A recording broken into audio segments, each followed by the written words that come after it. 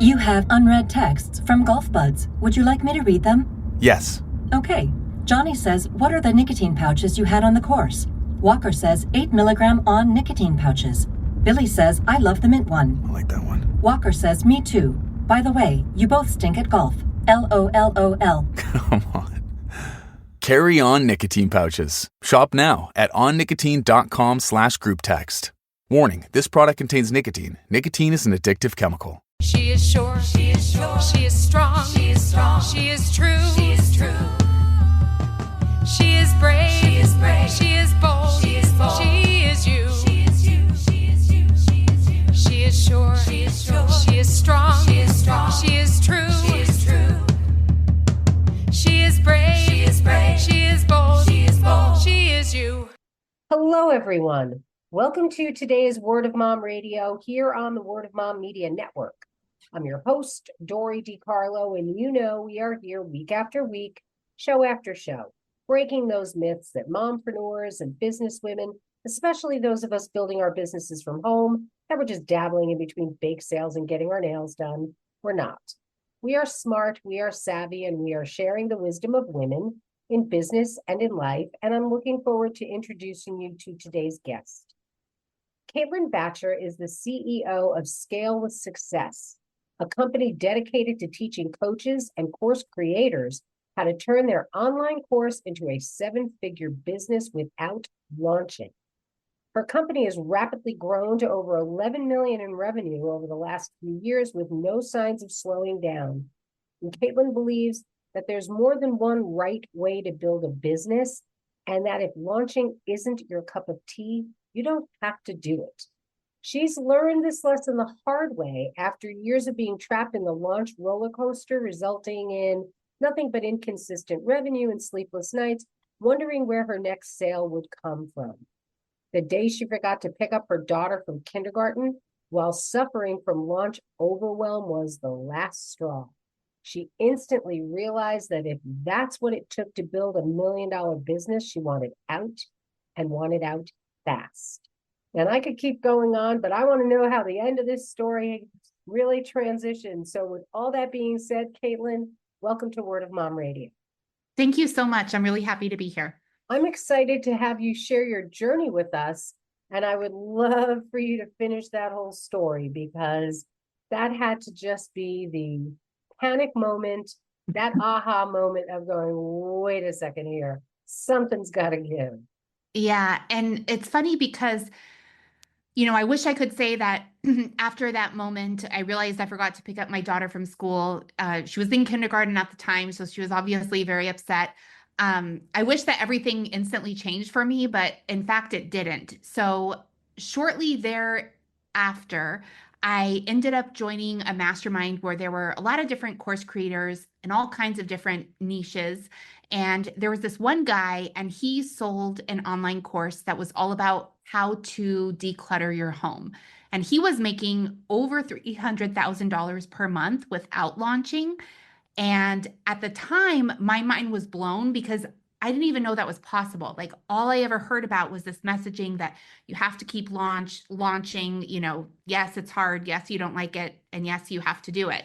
And just the idea that he was able to sell his course consistently without launches really helped open up a whole new world of sales and marketing methodology to me.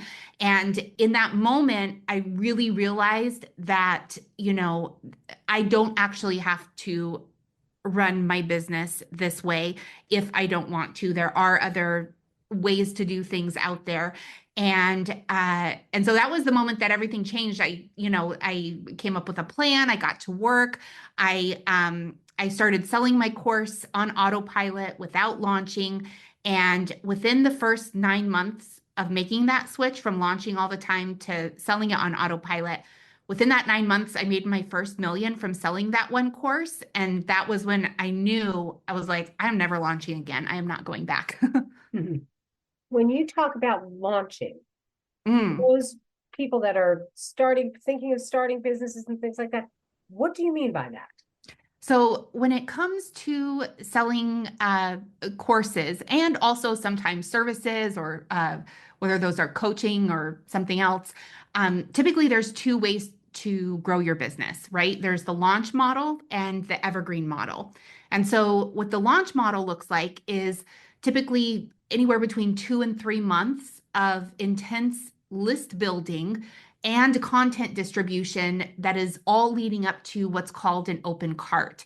And the open cart period can last anywhere between 5 to 7 days, and then nobody can buy your course again until your next launch, which is maybe 6 months later or a year later. And what many course creators find is that when their launch ends, so does all of the momentum and the revenue that they've been working so hard to generate. So it's basically radio silence for your business until you begin the launch cycle all over again. And this is a very high risk way of selling your course, especially for course creators who are making less than $1 million a year.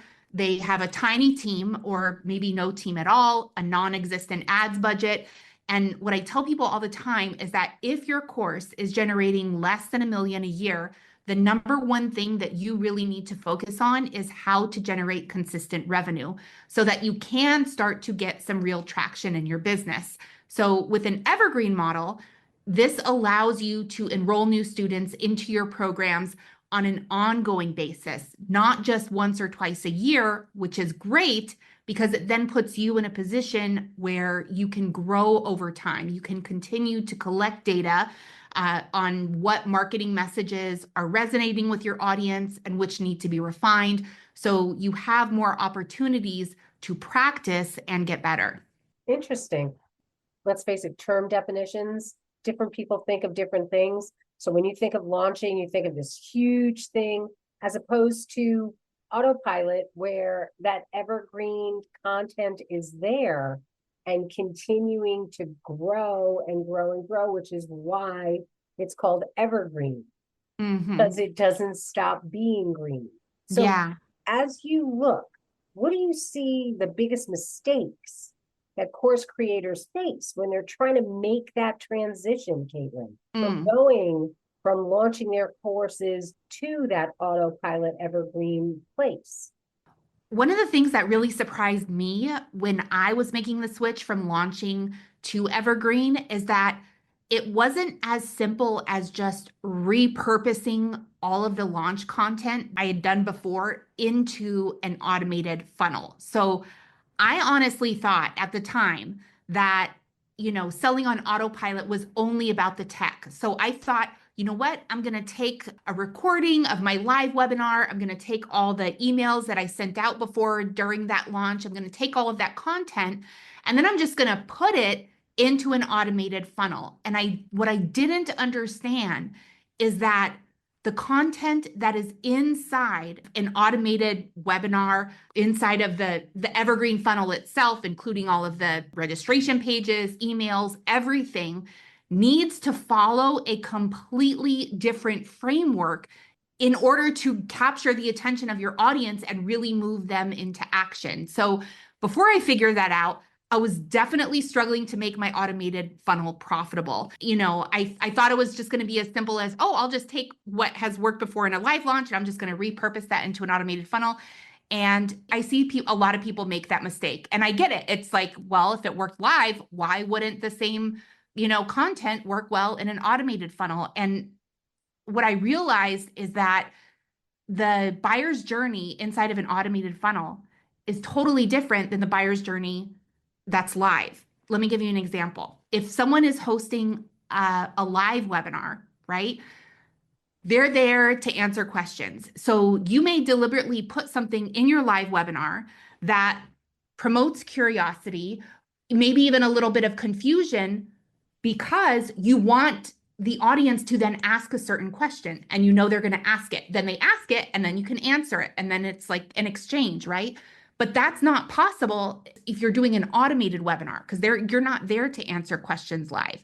And so with an automated webinar, automated funnel altogether, you want to make sure that you are being as clear as possible so that there is no question for the viewer as to whether or not this program is right for them. And, I tell people all the time, what you really want to focus on is consent and permission. This is an education process. It's up to, if they decide that at that moment in time it's not the best for them to enroll, that's okay. Like maybe they'll catch you later, maybe they'll, sign up again next month or something like that. But it's just, you want to give them the right information so that they can make a decision that is best for them. I love that answer. I really do. And it's amazing because when you think about it, we really do. We think that, oh yeah, we can just move this like that. And you forget that you can't have a Q&A if it's an evergreen content. It's got to be able to answer its own questions. Mm-hmm. And I'm sure that a lot of times people don't realize that.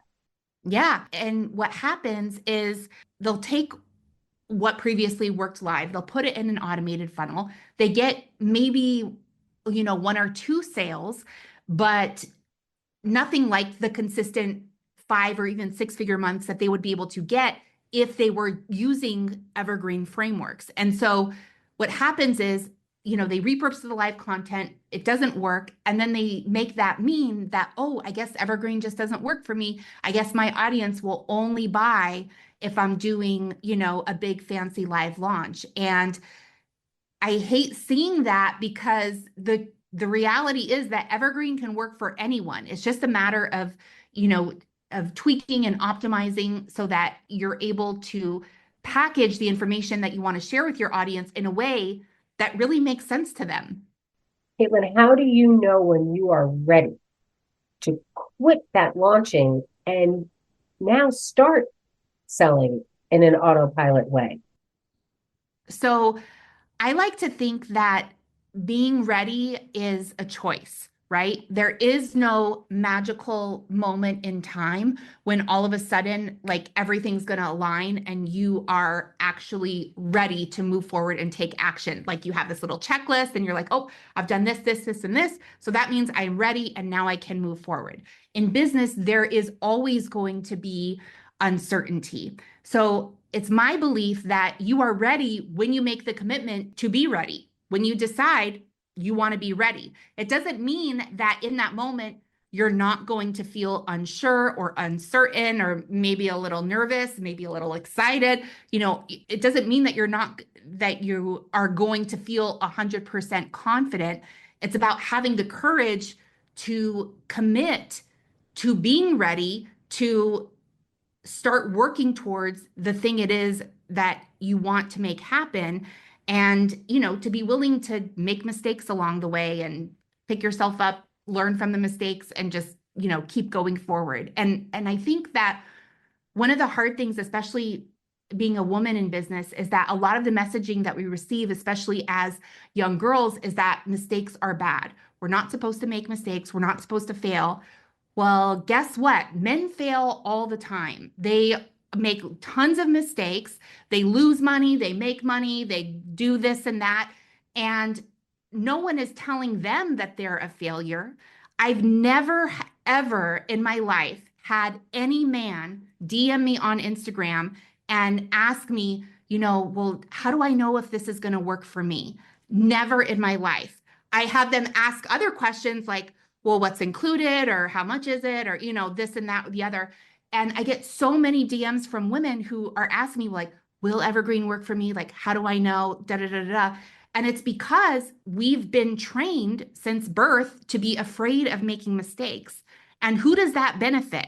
It certainly doesn't benefit us, right? And I think it's really important that we begin to reframe the way that we think about failure and making mistakes. And we really start to understand that if you are avoiding failure, you are avoiding growth.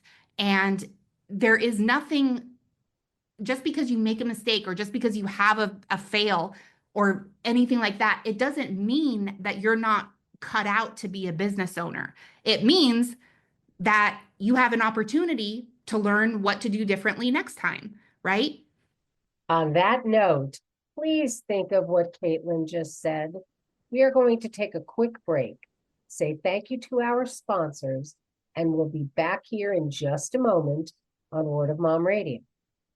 She is brave, she is bold, she is you, and we want to tell your story. Are you ready to share your journey with us on Word of Mom Radio? Go to wordofmomradio.com and register as a guest. We want to tell your story because when you win, we all win. In 2017, Unsilenced Voices was formed to help survivors of domestic abuse and gender-based violence worldwide. The organization currently serves Sierra Leone, Rwanda, Ghana, and the USA. In 2022, Unsilenced Voices gifted over $33,000 to survivors in the USA, and in Sierra Leone, there are over 26 young girls who have been rescued from sex trafficking and domestic abuse and now going through vocational training school in order to better their lives. We need your help. Donations are critical in order for us to continue our work. We also need volunteers to help with research and development. Please visit unsilencedvoices.org for more information. And we're back here on Word of Mom Radio. I am speaking with Caitlin Bacher, the CEO of Scale with Success. I love what you said because it is so true that women are so afraid to fail because we've been taught it's a reflection of us. And I live by, there was that old saying, you win or you lose. No, you win or you learn. And the thing is, when you start again, you're starting now from experience.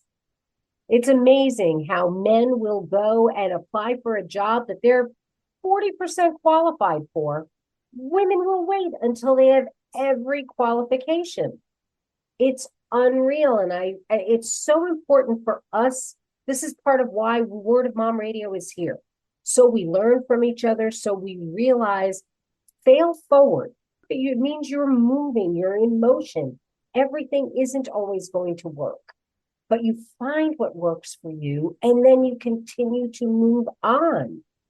In that vein, what kind of mind shift do we need to make in order to have our business going, but reach for it, generate that first million? What do we do?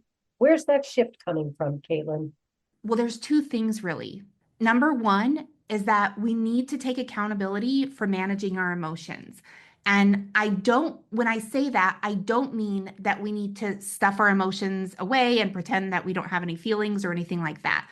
Taking accountability for managing your emotions means getting therapy if you need it. If you're in perimenopause and you want hormones, like get those if you like, whatever it is, it might be medicine, it might be something else. But it's really important that we understand that you cannot make good decisions in business if we are letting our emotions get the best of us. And if we're believing all of the kind of thoughts that can run through our head at any given moment. We have so many thoughts throughout the day. I can be feeling great at breakfast, and by lunchtime, I can be feeling like it's the end of the world, right? It's important that we not let those feelings, which come and go, drive our business decisions. And when it comes to managing your emotions, it is not about controlling other people. We cannot control what other people do or don't do. All we can control is the way that we respond to it. So managing our emotions, number one, right? The second thing is that you need to measure your results. One of the things that I love teaching people, women in particular, is how to use data, how to track data, how to read it, how to interpret it, how to understand what the data is telling you. When you are running something like an evergreen funnel that's automated, you're collecting data every single day.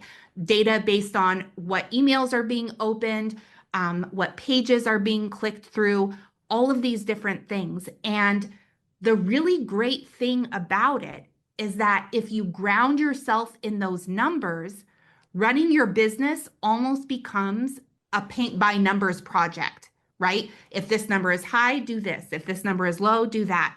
And you're just kind of going through it and making very logical decisions. And the act of growing your business starts to become fun and starts to feel like a puzzle that you're solving, as opposed to this high pressure situation where you're really letting your emotions get the best of you. So managing your emotions and measuring your results are the two most important things when it comes to growing your business. And the other thing I want to say is there is never an end point when it comes to learning how to manage your emotions, because with every next level of growth you're going to experience, there's a new area that you will be able to improve upon when it comes to managing your emotions, right? Because it might feel easy to manage your emotions around, a $10 mistake, but what happens when you make $100 mistake, $1,000 mistake, $100,000 mistake, $1,000,000 mistake?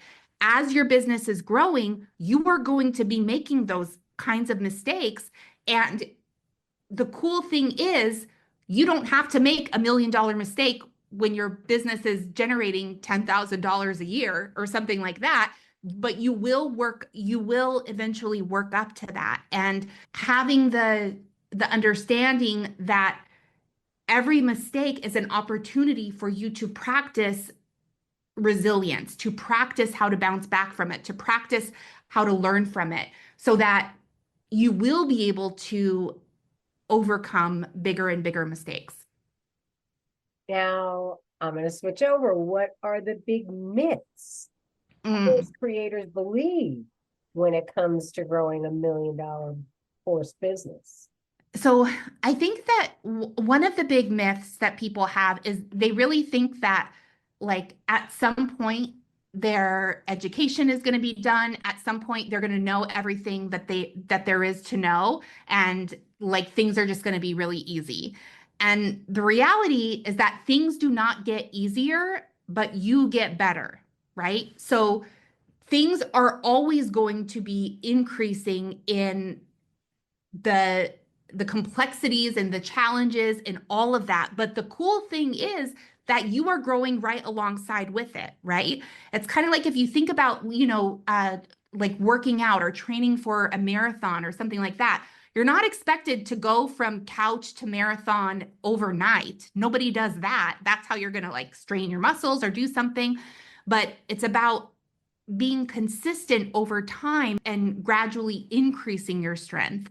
And it's the same thing when it comes to growing your business. So really being able to have that long-term view and really understand that this is not just about getting overnight results. It's about being consistent and moving forward, even when things get hard. And if things are hard, it's okay. Things can be challenging and fun, right? As long as we're not kind of like beating ourselves up along the way. So that's one myth, is that, we think, oh my gosh, like once I hit this level, everything's going to be super easy. That just doesn't exist at all. What's the difference with the course that flops and the one that makes millions? So the difference between a course that flops and one that makes millions is the way that you are able to connect with your audience and the way that you are able to articulate the specific pain points that they are experiencing and give them an opportunity to and highlight what specifically makes your approach different. So let me explain a little bit. What I see a lot of people doing is they'll have a lot of knowledge about a topic, right? Because they're experts in it. So they have a lot of experience with it. They have a lot of knowledge about it. And so what they're doing, the kind of content that they're creating and putting out online to build their audience, is going over people's heads. It's not meeting them where they are. And what you have to understand is that when people are scrolling the internet looking to solve their problem, they're not aware of the root causes of their problem. They're just aware of the symptoms. And so the more that you can speak to the symptoms, the more you're going to attract people who have those specific symptoms. And they're things that your course can help them solve. And I get it. It can be really easy for you as the expert to want to go through and say, oh, you know what? Like the root cause of your problem is this, da, da, da, but they're not ready to hear all of that yet. Now you can certainly address that in your program, right? Because you really want to people have a real transformation, get to the root cause, all of that. But they're not ready for that yet in the free content. And so the more you can speak to the specific symptoms that they're having, the more you're going to make that initial connection. Now, what you also need to keep in mind is the importance of presenting your method, your formula, your process, your system, whatever it is, as unique and different.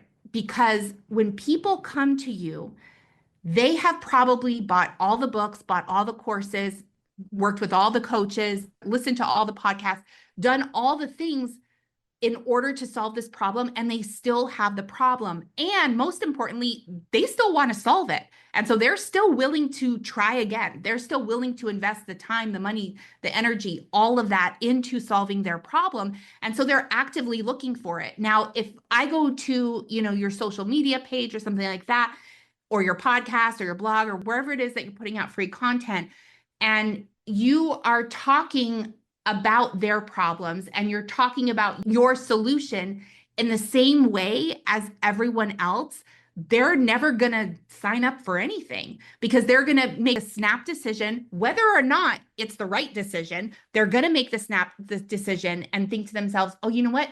This sounds like all those other things I did before. I'm looking for something different. So I'm going to go on to the next person. Something to really leave our listeners thinking about. And as we're doing that, what do you want to say to that person out there, Caitlin, who is listening, who's trying to figure out how to get their courses to work and everything else? What do you want to leave our listeners with, and how may they reach out to you? So what I really want to leave everyone with is that growth doesn't happen overnight. And it's all about taking those tiny steps, being consistent, and being focused on the outcome that you are looking to create in your life and business, and not letting our emotions get the best of us and kind of tripped up along the way. I would love for everyone to join me. I do have a free masterclass. It's called How to Generate Launch-Sized Revenue Without Launching. And that's available on my website, CaitlinBacher.com. You can go there. You can sign up for it for free today. But that's where I really unpack the specific method that I teach when it comes to selling your course without launching. I'm definitely going to sign up for that. I'm really interested. I'm interested to hear what you have to say. And I really hope that you will reach out. All of Caitlin's links are going to be live. I know you're out there, moms. I know you're out there, women, and you're wondering how to get this course going, how to generate revenue. Take a listen, learn. Let's face it, we say it all the time. When you win, we all win. So it is all about the abundance of the universe, because guess what? There's no ceiling on, oh, there's too many courses. You just missed the mark. You can do it. You can do it. Caitlin can do it. We can all do it. And she's giving us a roadmap to be able to follow. And that's a wonderful thing. So I thank you so much, Caitlin, for taking the time to come and share with us today on Word of Mom Radio. Thank you. My pleasure. And for all of you tuning in, we're going to close out with our fabulous theme song from Smith Sisters and the Sunday Drivers. So till next time, this is Dori DeCarlo saying go out and create a marvelous you. Bye for now. She is sure. She is sure. She is strong. She is strong. She is true. She is true. She is brave. She is brave. She is bold. She is bold. She is you. She is you. She is you. She is you. She is sure. She is sure. She is strong. She is strong. She is true. She is true. She is brave. She is brave. She is bold. She is bold. She is you. She is you. She is you. She is you. Sure of herself, yeah, she takes care of biz. Powerful and strong, yeah, she knows who she is. Has integrity, woman strong and true. You know her by name, see this woman is you. She is sure. She is sure. She is